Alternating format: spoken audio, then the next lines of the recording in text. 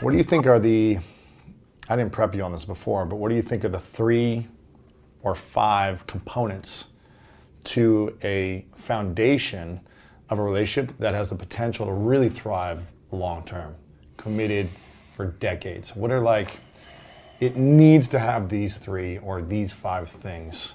Otherwise, it's going to be really challenging to sustain this type of love and joy and happiness. I mean, a couple of simple ones, I guess, are I need to show up for my partner in ways that they need me to, not just ways that are comfortable to me. Mm-hmm. In other words, pay attention to what your partner actually needs. Because it's really easy to say, I'm going to bring them lunch every day. That's like, I'm a really good cook and I'm really, I want to slave away every morning to bring them lunch every day because, that's me giving. Maybe they don't care. To bring lunch every day. Maybe they don't care. Maybe what would mean the most to them is them getting home and you really being interested in their day. Mm-hmm.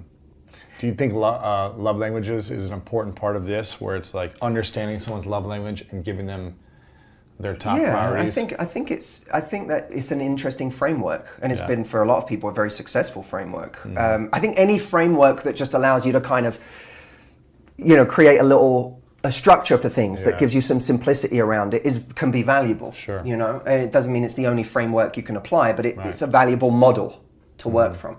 So showing up in ways that they need. So showing up in ways, not what do I want to give, but what do they actually need. And I think that's a lot of conflict in relationships, because I think you need to understand, do I want to do something that's uncomfortable every day, that's not foreign to me, or that's foreign to me, or do I want to find a partner that enjoys the things that I like to give? Well, that's an interesting question. Probably any relationship is going to be a bit of both, but sometimes it works even without, that's a kind of compatibility issue. Yes. But I think it even works outside of that in day-to-day stuff, because you might say, the thing I want to give to my partner is an awesome, night together.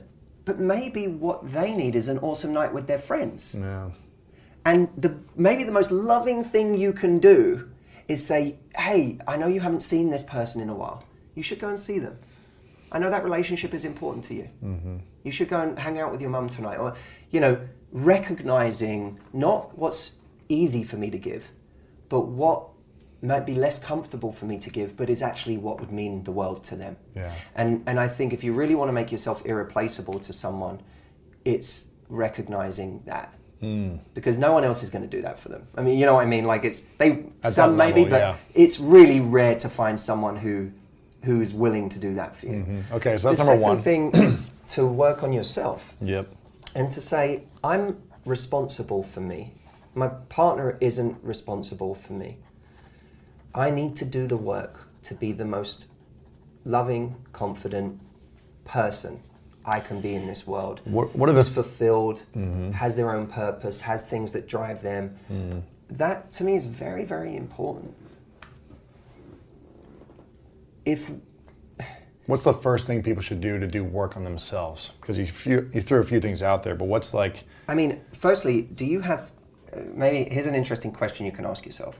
If I had 10 hours free right now, what would I do with them? Interesting. If you can't give a good answer to that question, you might already be describing one of the weaknesses of your relationship. Yeah. And binge watching a series is not the best use of your time. It's, that if the answer is, oh my God, well, I have my purpose, the thing I love getting stuck into, or it doesn't even have to be some grand purpose. Not everyone has found their life's calling, but it could be, I really want to learn this language, or I really want to see this friend, or I really want to go and, whatever it is, read this book or learn this thing. Take care of my health. Yeah, I can't wait to get to the gym.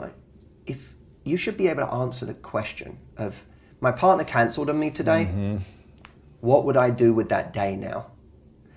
And if you can't, then you begin to describe the person who's sitting there waiting for their partner to text them, waiting for their partner to make them feel good enough. And that's not attractive. It's not, and it's not fair to our partners. It's a lot of pressure. It's a lot of pressure. And by the way, people put a lot of pressure on their partners by expecting their partner to put a Band-Aid on all sorts of things for them. If they're feeling there's a lot of rhetoric about vulnerability right now. Now, I think vulnerability is huge. I think the work that people like Brené Brown are doing and so on is huge. Right. It's massively important. Vulnerability is absolutely an act of courage, and we should encourage it more, both sexes, all the time. But vulnerability is something's making me insecure, and I'm going to share it with you because you're my partner and I love you and I tell you things, right? But you don't want to do that every day, It goes beyond vulnerability, right? If an hour from now I tell you, oh God, I'm feeling insecure again. And then an hour from now you go, that thing's affecting me again. Yeah. And tonight, because now, in a way, what we're doing is instead of sharing, we're dumping. I'm asking you now to fix it for me, to put a Band-Aid on it for me. Make me feel better, yeah. Of course, it's part of our part. A loving partner will support you and will do everything in their power to make you feel loved and to make you feel safe and to make you feel secure. And it's absolutely true that sometimes what we're feeling as insecurity is because our partner isn't doing their job in those things. That's true. They're not building. They're not building. They're doing things that are proactively making us feel insecure. There's minor betrayals, minor neglects, all of that. But sometimes we have to say, okay, what part of this am I responsible for?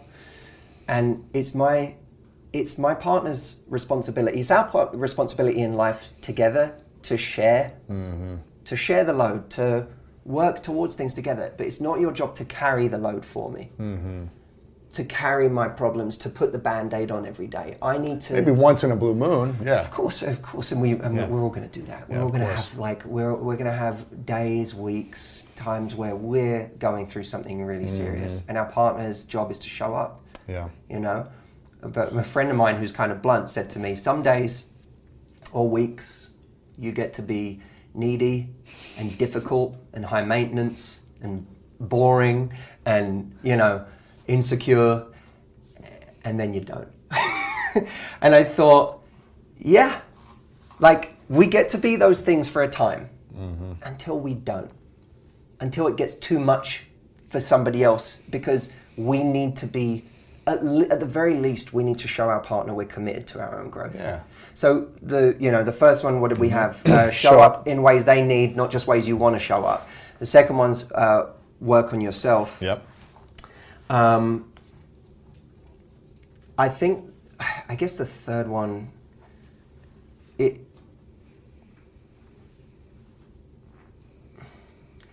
me, teamwork is everything. Like being a genuine team is huge.